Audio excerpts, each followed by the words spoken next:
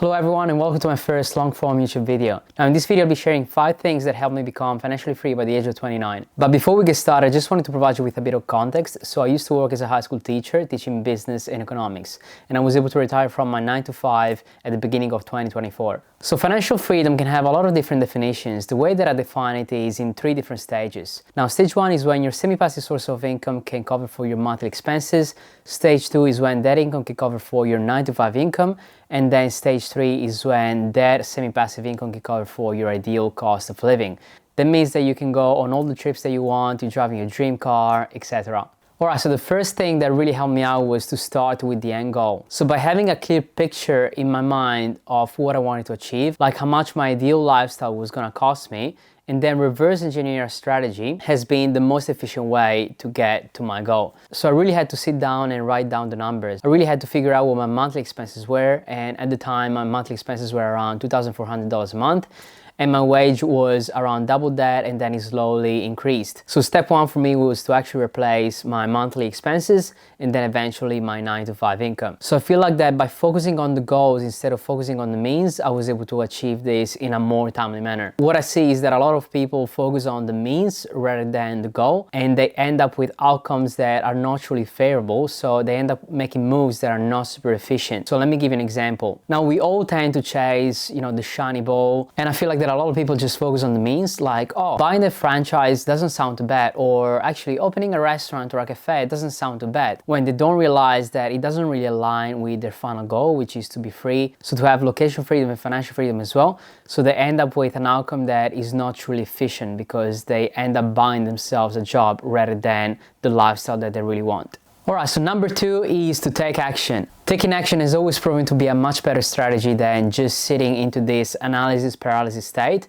where you miss out on opportunities and chances to grow and learn. Trying something new is always better than not trying anything at all. Now, over the years, I tried every side hustle under the sun. I tried dropshipping, affiliate marketing, I tried with day trading, and they all eventually failed until I found my thing, which is real estate and Airbnb to be specific. However, every time I failed, I learned something new. And I learned certain skills that I was able to transfer onto the next thing.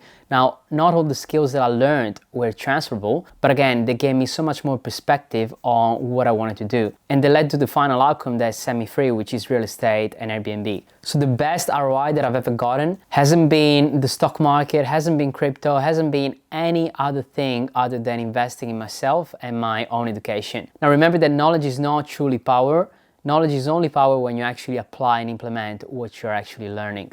Alright, so number 3 is to understand opportunity cost. Now, once you understand opportunity cost, everything else will follow because you'll automatically delay short-term gratification. Because opportunity cost is going to give you so much more perspective on your next move and the most efficient outcome to actually get to your goal. Now, let me give you an example. The opportunity cost of getting a business degree might be the 3 years of real life experience, as well as using those funds towards a business, because by the end of those 3 years you probably gain way more experience and knowledge than a business degree. So you gotta see things in perspective so that you truly understand the best course of actions for your own individual goal. Now, another example is getting car finance on an expensive car. The opportunity cost might be you getting an investment property because, you get bad debt that takes money away from your pocket, and having bad debt is going to have a bad impact on your borrowing capacity, so you might not be able to borrow as much for an investment property, an asset that can actually put money in your pocket and start slowly replacing your 9 to 5 income. Alright, so number 4 is to only listen to those that are ahead of you. Now, when I first got started, I was renting, and I'm still renting by the way, and I decided to use my borrowing capacity to actually buy an investment property instead of buying a house to live in. And when I discussed the thing with my parents, they said I was crazy because, first of all, in their perspective, all that is bad. And then second thing, like they couldn't really understand the concept of investing in a property using that if you don't first own a primary place of residence. But again, did they have the results that I wanted, and were they living the lifestyle that I wanted? The answer was no.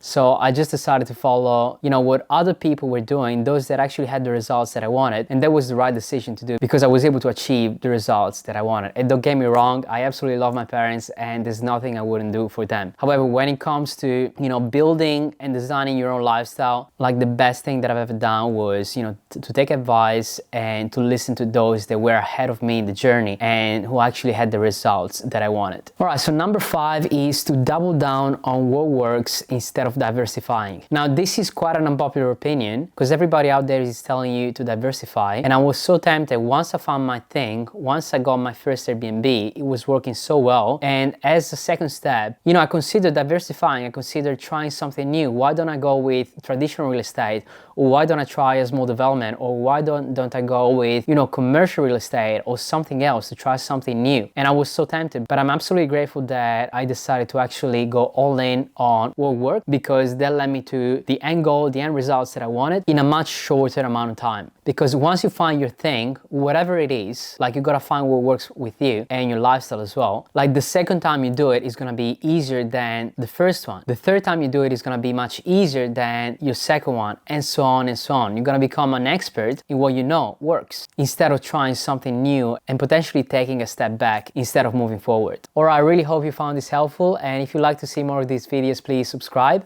If you have any questions, let me know down in the comments or feel free to reach out to me on my social media. Thank you so much, and I'll see you in the next one.